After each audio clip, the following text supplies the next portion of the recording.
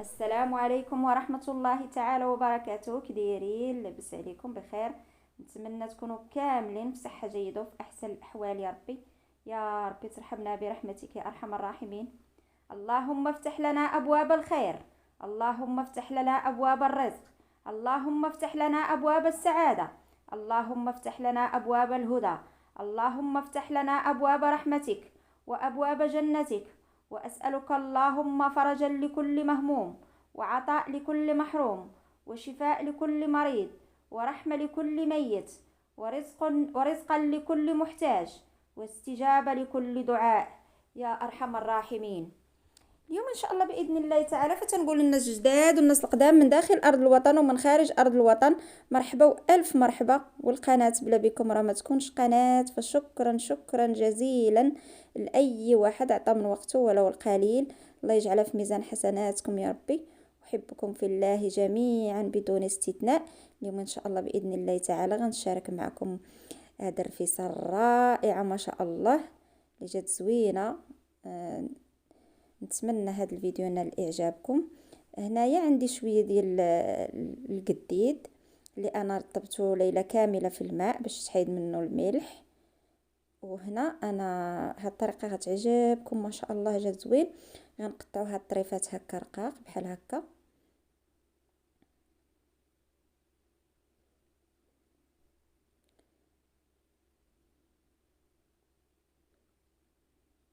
بما انني انا تعجبني القديد وهذا الرفيسه درتها، كاين اللي ما كيبغيش فيها القديد، فانا غنطيبو بهذه الطريقه، يعني ما غنطيبوش في لاصوص ديال الرفيسه. هنايا غندير هاد القديد هذا في هنا وغادا نديرو يطيب. كما كتعرفوا راه القديد مالح. هنايا بعد ما درت القديد يطيب هنا غادا ندير واحد الخليط. خديت الدقيق الابيض اللي غندير واحد الكريمه ديال لا كريم ديال الزيت والدقيق اللي صراحه تجي رائعه رائعه. شوفوا الشكل على هذا الشكل هذا بحال هكا.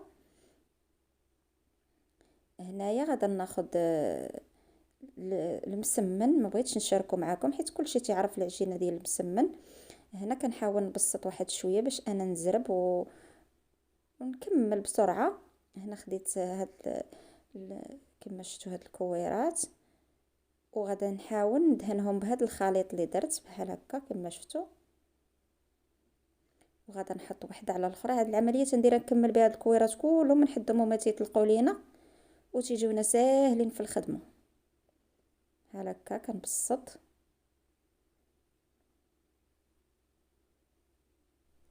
كندهنها بحال هكايا. الصراحه راه تيجي فيها المسمن رائع رائع ما شاء الله. صافي كنبدا نحطهم حتى كنكمل بحال هكا هاد الشكل.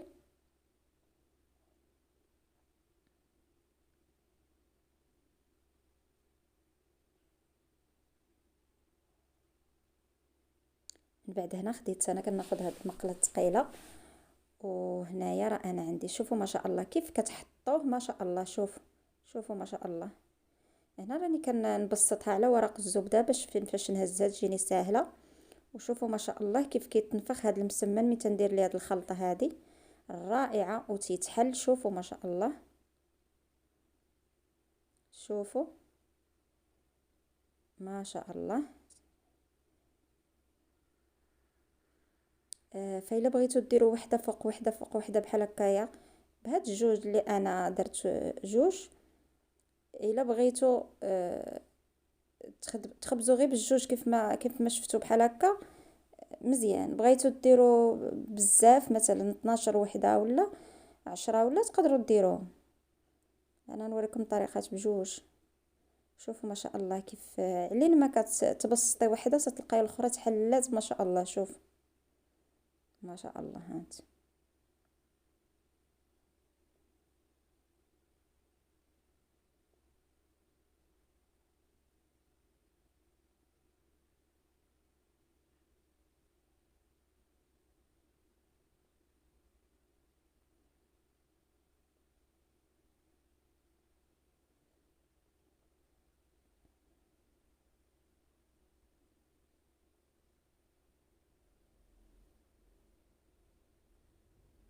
هنا انا راه خليت هذيك التحتانيه وزدت فوق منها وحده. الا بغيتو ديروا كميه كتيره وتزربوا بها بحال هكا راه احسن صراحه. هي تتجي محلول كله، هاد الرفيسه هادي تتجي، هاد التريد هذا تيجي رائع ما شاء الله.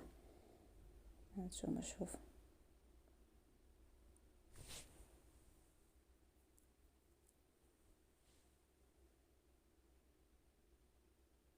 انا زدت عليهم مازال، ودائما بهذيك اللي وحده فوق وحده جوج. هانتوما شوفوا كيف كيتحلوا، تعاودوا تقلبوه باش تحمروا هذيك الوحده اللي بقات في الاسفل.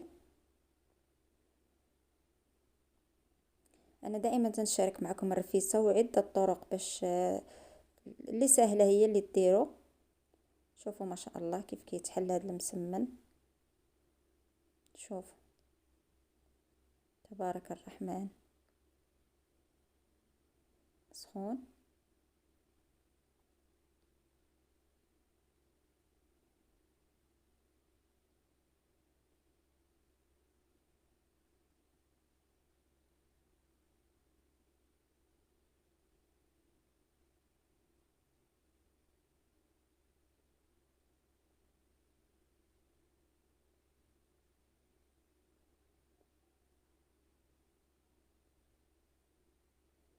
هنايا راه تناخذ هذاك التريد اللي درت وتنحلو. على فكره راه كما تتشوفوا راه ناشف من الزيت كما شفتوا. شوفوا معايا راه حيت ما تنخبزوش بالزيت، ما تنرشوش المقلاة نهائيا، فقط هذيك الخلطه اللي درنا وواحد القليل باش كنبسطو صافي فقط. ما كتشوفوا كيف ناشف، راه كما كتشوفوا في الصوره ان التريد ناشف ما فيش الزيت.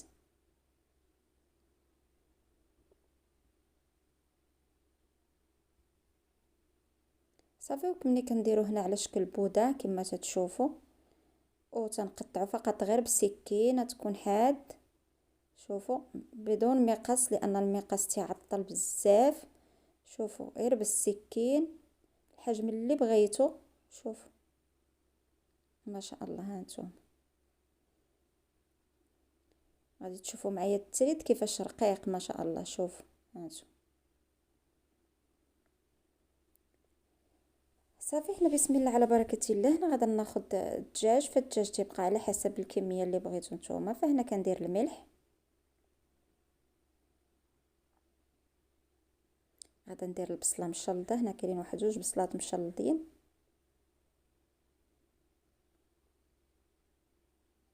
الابزار،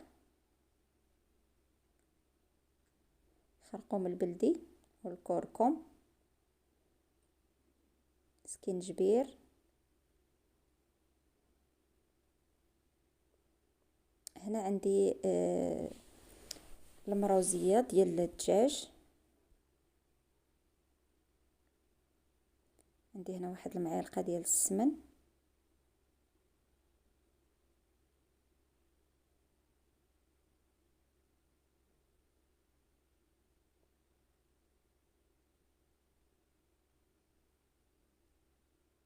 وغادا ندير شويه ديال الزيت البلديه.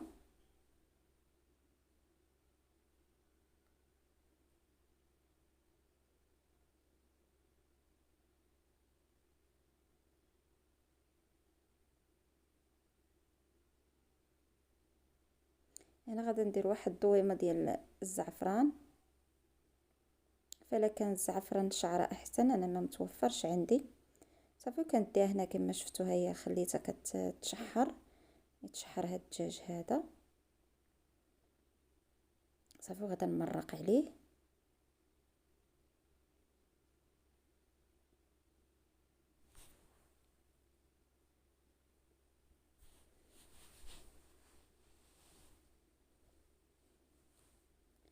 بالنسبه لهنايا كما تتشوفوا معايا عندي البصله اللي انا قطعتها كما تتشوفوا مربعات صغيره. غندير فيها شويه ديال الابزار، وغندير فيها واحد المعلقه ديال السمن وشويه ديال الزيت. صراحه انا تتعجبني بزاف هاد الطريقه هذه. فهنا غادا ندي هاد البصله هذه. فالبصله تقدروا ديروا الكميه اللي بغيتوا. هاد البصله ما خصهاش طيب، خصها غير تشحر. انا بعد ما غادا طيب ليا هذا تشحر ليا هاد البصله كيف ما شفتوا، درت فيها فقط السمن. وهذا هو القديد اللي انا طيبته غير في الماء، طيبته باش تحيد منه نيت الملحه اللي فيه وداكشي، ودرته مع هاد البصله. فهاد الطريقه ما تنظنش دارها شي واحد قبل مني.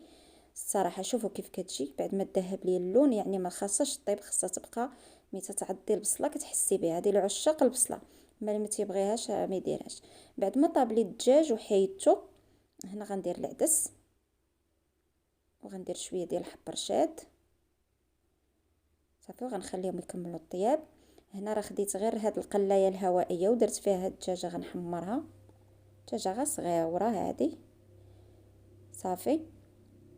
وهنايا ان شاء الله غادي نسكيو الرفيسه ديالنا كما شفتوا. هنا راني فورتها وخليتها هنايا حتى ما شاء الله كي محلوله وزوينه ما شاء الله.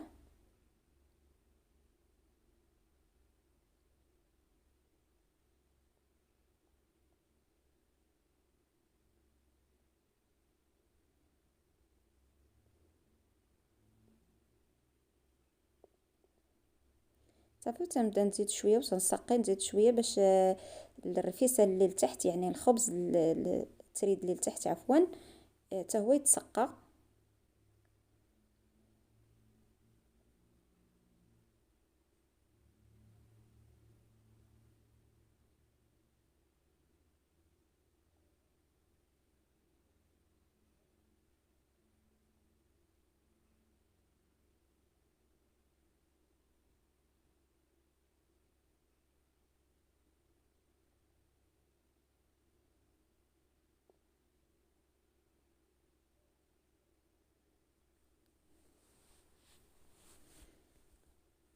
شوفوا معايا هاد الرفيسه كي جات ما شاء الله، مشتو.